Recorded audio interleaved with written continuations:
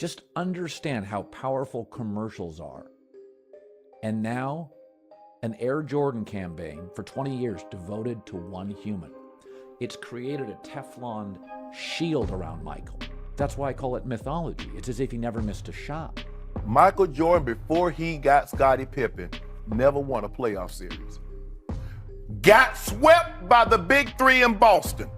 You keep talking about how great he was, but how great was he without Scottie Pippen? What the media does not want you to know about Michael Jordan. Because here are some facts. Before Scottie Pippen got there, a total and complete loser. When you really pay attention to mainstream NBA media, hold up, one thing they constantly recycle is the never-ending GOAT debate centered around Michael Jordan and whoever they feel like comparing him to that week. And listen, whether you're pro-Jordan or anti-Jordan, these debate shows and podcasts on both sides honestly do a terrible job breaking down his actual career.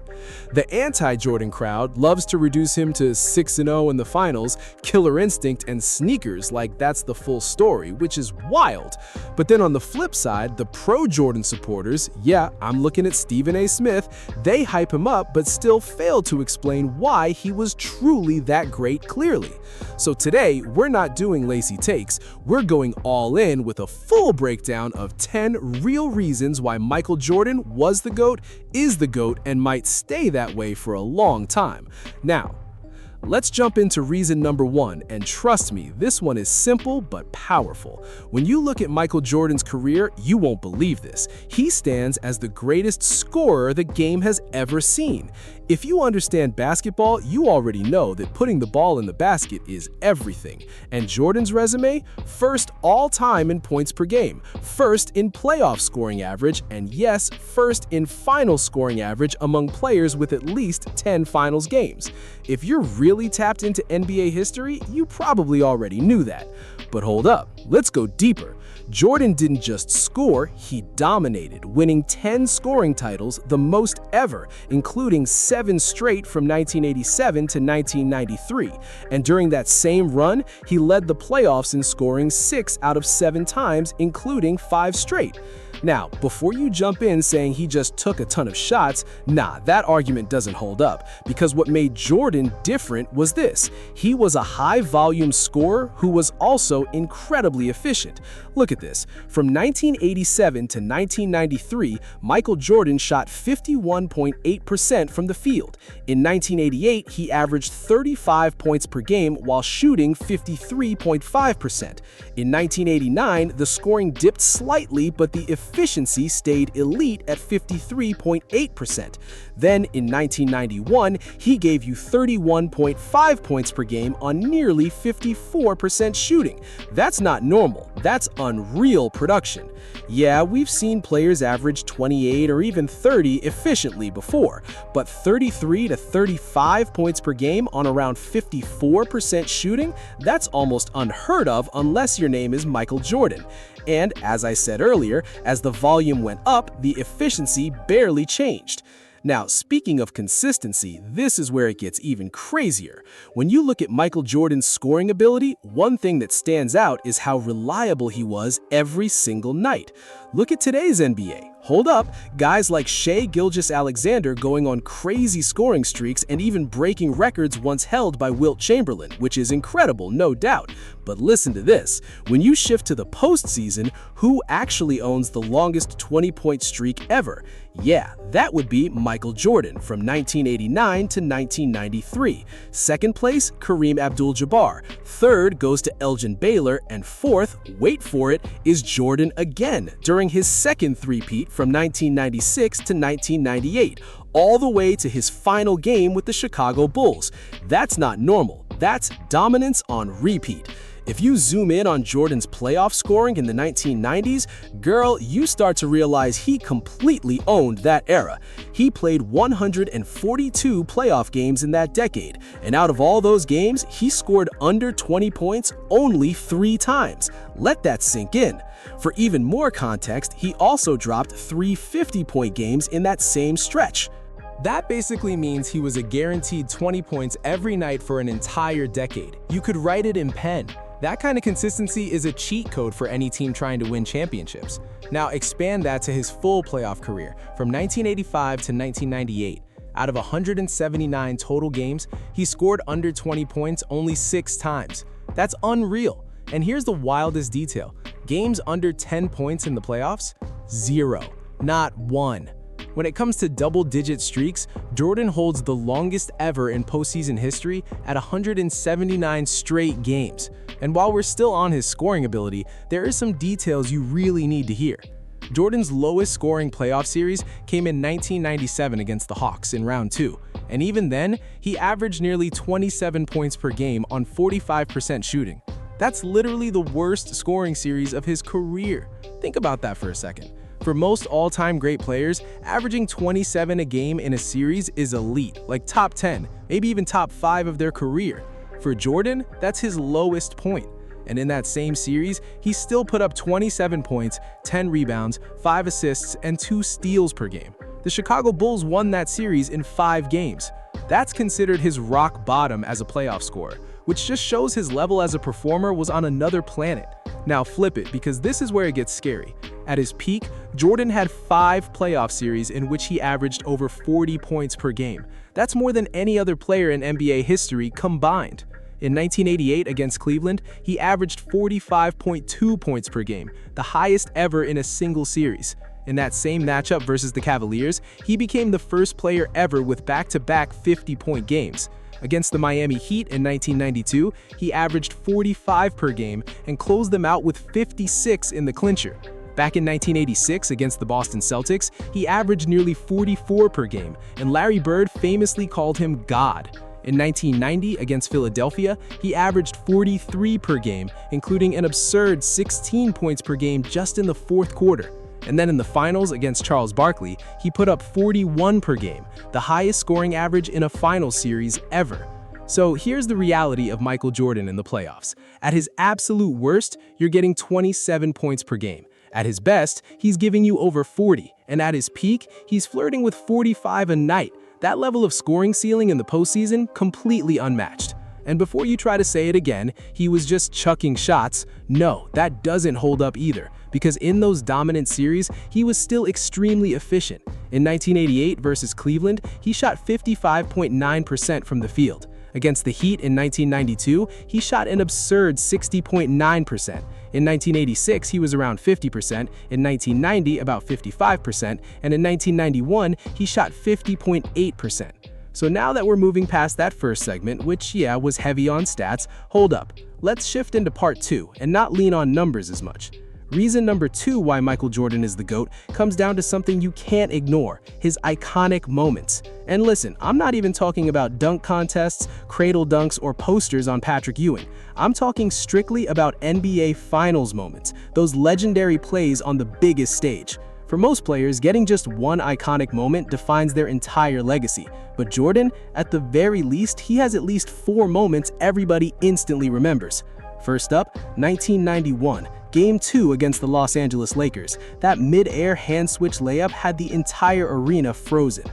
And in that same game, he capped it off with 13 straight-made shots, an NBA Finals record that still stands today.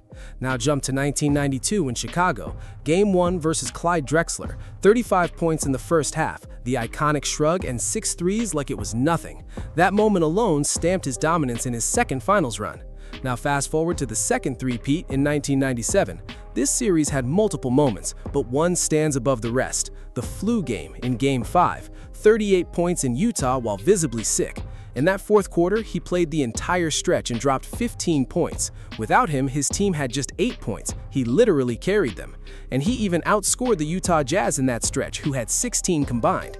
Now let's talk 1998. Same opponent, same building. Game 6, backs against the wall, Scottie Pippen injured, and Dennis Rodman on the bench. Jordan drops 45 points and delivers that iconic shot in the fourth quarter when he scored 16. And that final minute, pure greatness. His last shot as a Bull, game winner, seals the championship and completes his second three-peat with title number 6. Now, outstaying with that NBA Finals theme, reason number 3 why Jordan is the GOAT is his actual Finals performance. He never had a disastrous choke moment, and in almost every series he was historically dominant. Take his first Finals against the Los Angeles Lakers. He averaged 31.2 points, 11.4 assists, 6.6 rebounds, 2.8 steals, and 1.4 blocks on 55.8% shooting. That assists average, the highest ever for a non-point guard not named Magic Johnson.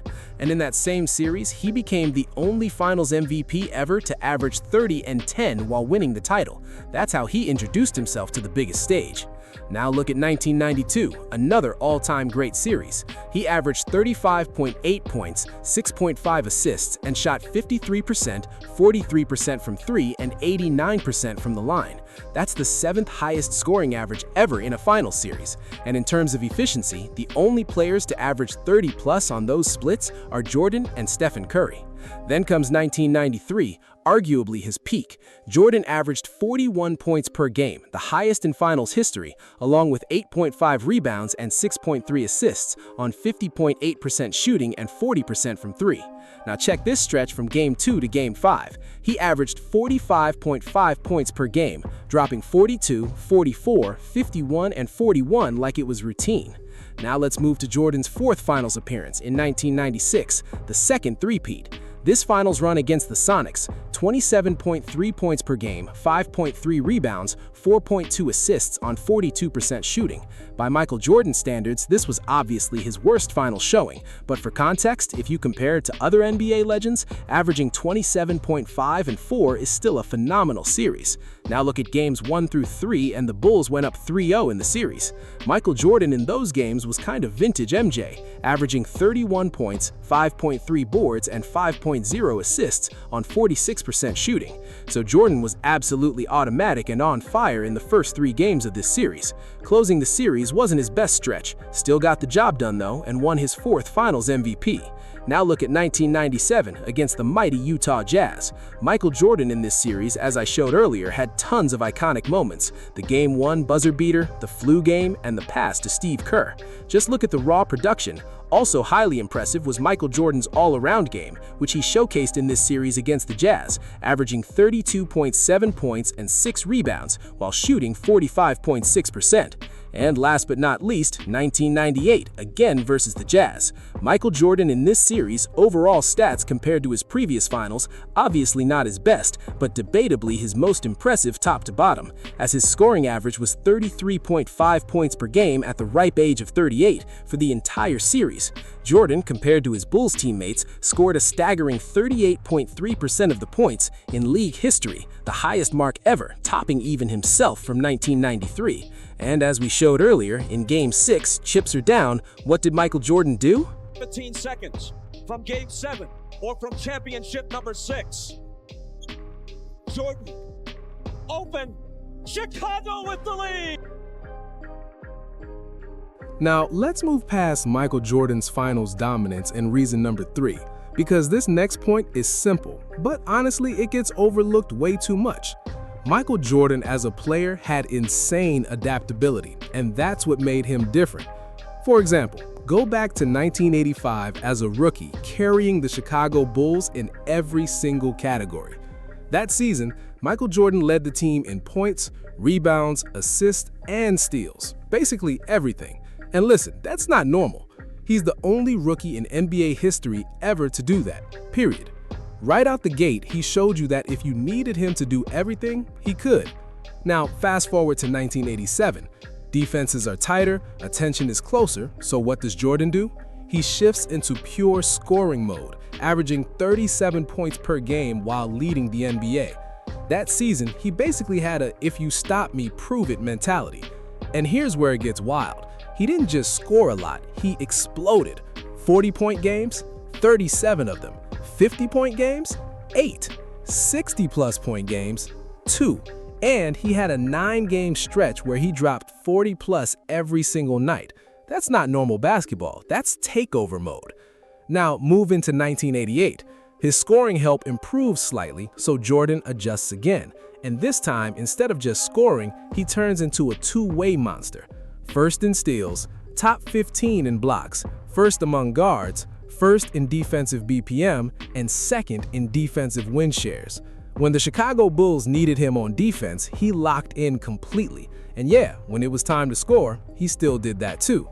In 1988, he was clearly the best defender in basketball while still being an elite offensive weapon. Now, here's my favorite underrated Jordan season, 1989, because this is where adaptability really shows up. That year, he averaged 32.5 points, 8 rebounds, and 8 assists, along with 44 double-doubles and 15 triple-doubles. That's not just scoring, that's full control of the game. And listen, that stat line feels like something you'd see from players like LeBron James, Luka Doncic, or even comparisons to Oscar Robertson. So when people say Jordan wasn't an all-around player, 1989 completely shuts down that argument. He could dominate as a scorer, facilitator, and defender all at once. That's adaptability at an all-time level. Now, moving into reason number 4 why Jordan is the GOAT, this one is even more straightforward, but very real. In Michael Jordan's entire career, he never cheated the game or took shortcuts to win championships. Compared to modern players, that matters a lot in this conversation, because Jordan in the 80s and 90s had to build everything step by step with the Chicago Bulls. No shortcuts, no stacking, just development and growth. He built himself up, built the team up, and eventually turned them into a dynasty the hard way. And let's be honest, when a lot of players today face adversity, they switch teams or team up with multiple stars just to chase titles. I think we were a similar ilk with the Jazz. I like where guys just tighten their belt up and say, you know what, let's go to work. We just got to get better. Yeah. We got to play harder. We got to play smarter. Instead of just, where's the grass greener? I'm going to go there and win a championship. I think it devalues that.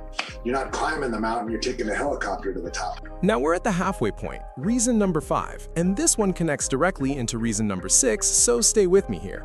When you look at Michael Jordan's era in the 1990s, he didn't just dominate individually, he controlled the entire landscape as a team force too.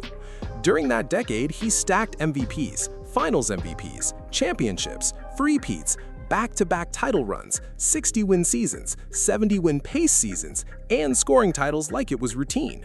And listen, when you say Michael Jordan and the Chicago Bulls, your brain immediately jumps to the 1990s. That's how total his control was over the era. Honestly, the closest modern comparisons are things like Bill Russell in the 1960s or Stephen Curry with the Warriors in the 2010s. And just as with those dynasties, Jordan's dominance meant superstar players simply didn't get through when he was at his peak. Look at playoff history, for example. Some of the most talented teams ever still couldn't break through. Karl Malone and John Stockton made multiple finals runs, but went 0-2 against Jordan. Players like Sam Perkins also reached the finals, but went 0-2 with him as well. Even longtime rivals like Reggie Miller and Charles Oakley never got past him in key matchups. And then you have names like Patrick Ewing and Jeff Hornacek who also ran into that same wall. The point is simple. If you want GOAT status, you have to dominate your era completely. Titles, MVPs, finals runs, Jordan checked all of it at the highest level. Now, moving on to reason number 6, this one is pretty straightforward but extremely important. Look at Michael Jordan's 1988 MVP season, arguably the greatest MVP season in NBA history. That year, he won MVP and Defensive Player of the Year, made First-Team All-Defense and First-Team All-NBA, played all 82 games, led the league in scoring, won the dunk contest, and led the league in steals. That's not just a resume, that's complete domination on both ends. And listen, when you say Michael Jordan and the Chicago Bulls, your brain immediately jumps to the 1990s. That's how total his control was over the era. Honestly, the closest modern comparisons are things like Bill Russell in the 1960s or Stephen Curry with the Warriors in the 2010s. And just as with those dynasties, Jordan's dominance meant superstar players simply didn't get through when he was at his peak. Look at playoff history, for example. Some of the most talented teams ever still couldn't break through. Karl Malone and John Stockton made multiple finals runs, but went 0-2 against Jordan. Players like Sam Perkins also reached the finals, but went 0-2 with him as well. Even longtime rivals like Reggie Miller and Charles Oakley never got past him in key matchups. And then you have names like Patrick Ewing and Jeff Hornacek who also ran into that same wall. The point is simple. If you want GOAT status, you have to dominate your era completely.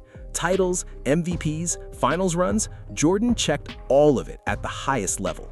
Now, moving on to reason number 7 why Jordan is the GOAT, this one is about something even bigger.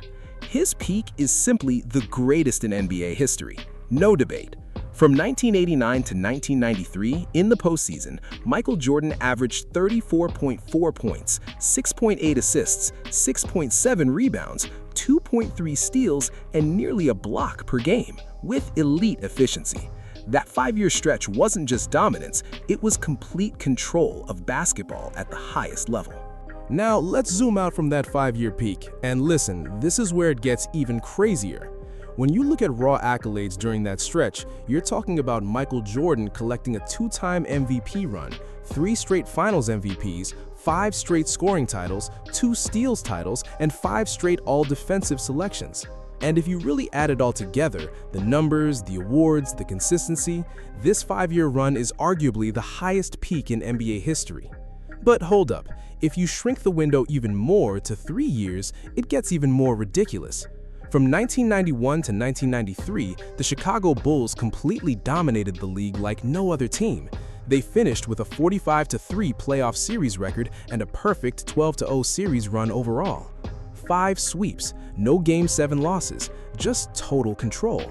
And Jordan in the finals during that stretch, pure chaos for opponents. He averaged over 36 points per game, nearly 8 assists, around 7 rebounds, plus 2 steals on elite efficiency. That 1991 to 1993 finals run was all-time dominance in its purest form. He even had multiple games with 30 points and 10 assists, showing he wasn't just scoring, he was running everything. Over 30-point finals games, 14 of them.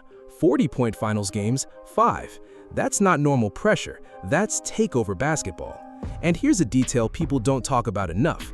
From 1991 to 1993 in the finals, Jordan had only 1 loss that broke a streak early on, and after that, he never finished a finals run on the losing side again. After that initial finals appearance, he went undefeated in series outcomes. That alone shows you the difference. Once he adjusted to the biggest stage, there was no going back. It wasn't just individual dominance, it was team-wide destruction. Now, moving into reason number 8, this one is just as important, Jordan's clutch gene. And this didn't start in the NBA. It actually began in college with a game-winning shot by Michael Jordan against Georgetown. Then, in his early NBA days, he hit another game winner in his playoff debut series against the Milwaukee Bucks. Fast forward to 1989 against the Cleveland Cavaliers, Game 5, do-or-die moment, Bulls down 1. This is one of those shots where if he misses, the season ends right there. But he doesn't miss. He hits the shot, and the series flips instantly. That's clutch DNA on full display. And when you break down the numbers, it gets even more unreal. In game-winning or game-tying shots in the final 24 seconds, Jordan shot 50%. In the final 10 seconds, 46.7%. In the final 5 seconds, 45.5%. And most of these moments came on the biggest stage possible, the NBA Finals, where everything is amplified and pressure is at its peak. We're down to 5.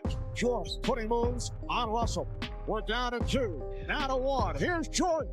Now, still focusing on Jordan's clutch time impact, I actually ran my own breakdown and tracked his 4th quarter scoring from 1985 to 1991. And listen, the numbers are ridiculous, like genuinely the best 4th quarter production you'll ever see. When you zoom into individual playoff series, the highest 4th quarter averages ever in a single series, top 12 all time, Michael Jordan owns 5 of them. That includes the top 2 spots from 1997 and 1990. Then you've also got 1986, 1989, and 1988 all showing up on that list. So yeah, Jordan wasn't just a scorer, he was a 4th quarter finisher on another level entirely. But hold up, let's expand it beyond a single series. If you look at entire playoff runs, Jordan once again shows up in rare air. Across NBA history, the top 6 highest 4th quarter scoring playoff runs, above 10 points per game, Jordan owns half of them. 1988 sits right at 10.0, 1989 at 10.5, and 1990 jumps to 10.7 per 4th quarter in the playoffs. And here's the part people miss. This wasn't empty volume. Jordan was doing this on elite efficiency the entire time. In fact, he's the only player in that entire group with multiple playoff runs averaging 10-plus fourth-quarter points while shooting over 50%. And even crazier, he did all of this in back-to-back seasons. That's what makes his late-game peaks so unreal. It wasn't a one-off, it was consistent dominance year after year. If you extend that list even further into the top 14 all-time fourth-quarter playoff runs, you're still seeing Jordan in 1997, 1998, and even 1991 showing up again. And 1991 is the one that really stands out. That year, as a fourth-quarter playoff scorer, Jordan averaged 9.0 points per quarter while shooting 60.8% from the field. And listen, that's not just great, that's video game-level efficiency for a guard in the highest pressure moments. For context, the only player in NBA history who comes close to that kind of combination is Shaquille O'Neal in 2000. And even then, Shaq was a dominant interior force. His game didn't require the same perimeter decision-making or shot creation under pressure. Jordan, on the other hand, was doing it as a perimeter scorer against set defenses, double teams, and full defensive attention every single possession. That's what separates him in late-game situations. There were no weaknesses to exploit when the game slowed down. Love fest that has broken out here at Staples. Oh, playing. Now moving into reason number 9 why Michael Jordan is the GOAT. This one is actually pretty simple, but people still overcomplicate it. If you look at Jordan's peak as a player, there were basically no real holes in his game. As a scorer, he's the greatest ever, no argument needed. As a passer, if he needed to run the offense, he could absolutely do it at an elite level. His rebounding, especially on the offensive glass, was way more impactful than people give him credit for. Defensively, he never backed down from anyone and could completely shut players down one-on-one or rotate as a help defender and erase possessions. Whether he was on ball, off ball, playing within a system, or freelancing, it didn't matter. Jordan could do everything on the floor. That's what made him and the Chicago Bulls so unstoppable. Now, if you zoom in to that 1989 to 1993 5-year peak, people always try to bring up his weakness, three-point shooting. But even that gets overstated. During that stretch, he shot around 35.7% from three overall. And even in the 90s context, that wasn't a flaw. It was actually solid for the era. Dig a little deeper and it gets even more interesting. In 1993, he took 3.8 threes per game and shot nearly 38.9%. In 1992, on about 2 attempts per game, he still shot 38.6%, very efficient for that time. And when you look at the finals, he elevated everything even more. Mid-range, free throws, fadeaways, post-ups, nothing mattered. He dominated all of it. Now, the reason his three-point volume wasn't higher wasn't because of his ability, it was the era he played in, not a limitation in his game. Because when he actually increased attempts, his efficiency went up, not down. That tells you everything. Now, moving into reason number 10, we're stepping away from stats entirely. No numbers, no film, nothing. Because this reason is about impact. Michael Jordan didn't just play in an era, he elevated the entire NBA into something it had never been before or since. Call it timing, call it perfect circumstances, whatever you want, but the Jordan phenomenon in the 80s and 90s was on another level. It wasn't just basketball, it was cultural dominance, similar to what Michael Jackson was in music, something you had to experience live to understand fully. And look at today's NBA. You see a global league filled with international stars from all over the world. That global expansion wasn't accidental. Jordan's influence helped push basketball into places it never would have reached otherwise.